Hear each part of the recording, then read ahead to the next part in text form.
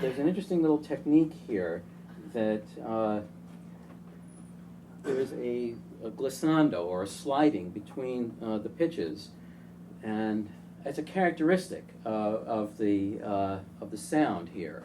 The way each instrument plays that motif, da-da, is with that slide. So I have a question. How controllable are those slides? Is it just going to sound a certain way, or is it going to be a little different each time? It depends on what notes they are, and as composers you'll all need to learn about orchestrating techniques if you don't already. With brass instruments there's a big difference with glissandos, because trumpets and horns and tubas, of course, using valves, there's no real glissando that you can do. You can't do a slide. This is emulating or imitating the whistling noise, which of course it's easy to do up. Ooh. And on a trombone you can do it just by simply moving the slide. But even on a trombone you can't do a full glissando sometimes, because you have to go across the harmonic series. So you have to cross from one harmonic series to another. And Karim will know more about this than I do, but you only have 7 positions on a trombone, and they are all in half steps, or semitones as we say, and that's the maximum that you can do. In actual fact, this doesn't really go above the maximum level. But then on my instrument, on the trumpet and the tuba, where you're using valves, the only way to simulate a glissando is by actually waggling the valves. And so to answer David's question directly, ending up on the right note is really difficult. You can always start a glissando, this simulated glissando that I'm talking about, you can always start it on the right note, in the right hands of course, but ending up on the right note, because the only way of doing it is by simply waggling all those 3 valves, and it could end up anywhere. You as composers, you hear what you want to hear, and then you have the task, which is sometimes incredibly difficult, of trying to notate it so that in this musical shorthand, so that the players will understand what you were trying to say, and the music that you were hearing at the time. And so the whole thing gets watered down, and it can get changed in interpretation, and we all know that, which is why so many film composers like to conduct their own music, and it's a really good thing that they do, because then they can say, oh yeah, you're not really interpreting that the way that I want it. As composers, you then, and it follows on from what was just said, that what you're then doing is learning from the players. You think, okay, what I wrote didn't actually make sense to that particular player, and so I need to notate it maybe in a slightly different way next time. And you will see, if you look at the players' parts afterwards, you'll see that they have actually changed the notation to how they would like to see it, and that is the way that you wanted to hear it. It's like music throughout the ages. It's a communication thing. It's a communication tool. But then, of course, I'm sure most of you are familiar that with the way that there's 2 ways that horn players, French horn players, can actually mute. One is with mechanical mute, and the other one is with the hand, and we call it hand stopping. Now, what that does essentially is shorten the length of tubing. The French horn is a strange beast, in that even without the valve tubing, it's about 12 feet long. And if you then close the hand off, we play with our hand in the bell, but if we close the bell completely and force it closed, it shortens it by about a half step. So then we have to transpose down by half stop. So with something like that, what I would do is hand stop it, transpose it down a half step, and then within half a beat, take the hand out and go back to normal pitch. And it sounds much more complicated than it is. It's just I'm giving away too many secrets here. The hand-stopped sound is a very nasal sound compared with a mute. I mean, a lot of composers, especially some of the early English composers, Vaughan Williams and Elgar, and even Walton a little bit later, they didn't really understand much of the difference between hand stopping and muting.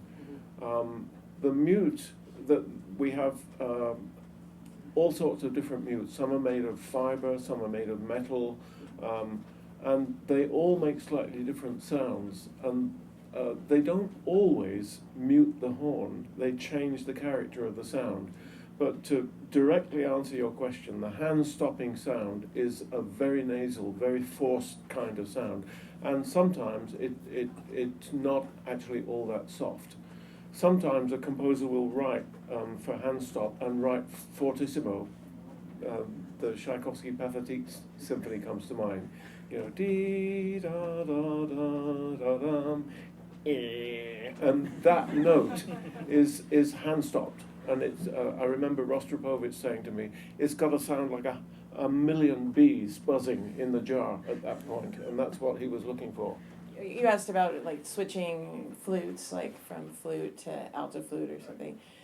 Yeah, we prefer at least a few measures, and depending how fast the tempo is, I mean, again, it's relative. But if you're imagining just physically, you're playing, and then you stop, you have to put it down, and if it's a really quick change, we would have the other instrument already on our lap as opposed to on a stand, which typically at a session, you have all your instruments lined up on pegs, so they're easy to grab and then put back, so you're not having 5 instruments on your lap. They can roll off very easily. But say there's a quick switch, knowing ahead of time, I'd have both instruments on my lap and be playing, so do down, have to get this up.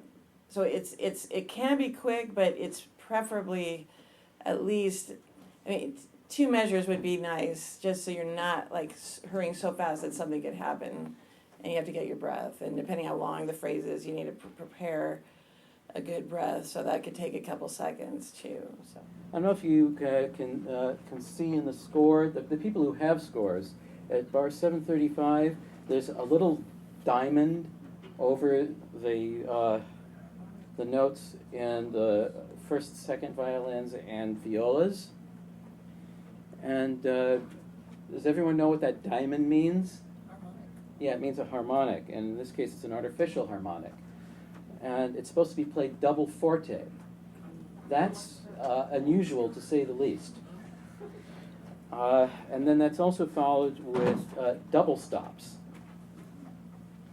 And anyone who plays in session orchestras knows that having double stops at a high tempo is a very risky proposition. And so we have 2 very difficult things, or very unusual things, right after each other. And I want you to hear how that actually is brought off in performance. Since we have one of the world's great flautists here, we should get a little bit of commentary on that flute solo, which is about as featured as you can get. There's a massive orchestral climax, then everything stops for what seems like 10 minutes. Well, Yeah, obviously such a dramatic effect where you have the loudest moment of the entire piece, everybody basically in unison from bottom of the score to the top of the score, and then everything cuts out and has this low flute with little motives intermixed and just little fragments. And I've had the fortunate opportunity to play this before, and it's such an amazing experience right there, because everything's been so exhilarated, and then you have this really poignant moment of the solo flute in the low register, the most gentle of the register of the flute after this incredible tumultuous orchestrational moment.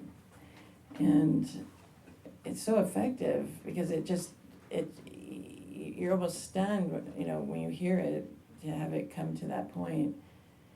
And it's still very dissonant with the different intervals that the flute is playing. and it sets up this ethereal, this high flute and the strings up high, that beautiful melody, the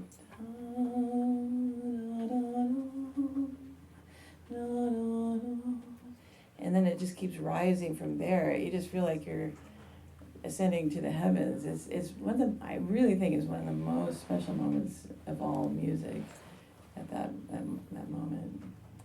It's a thrill, and I get chills every time, and I did just now. It's like, thank you for this gorgeous music. It's just amazing.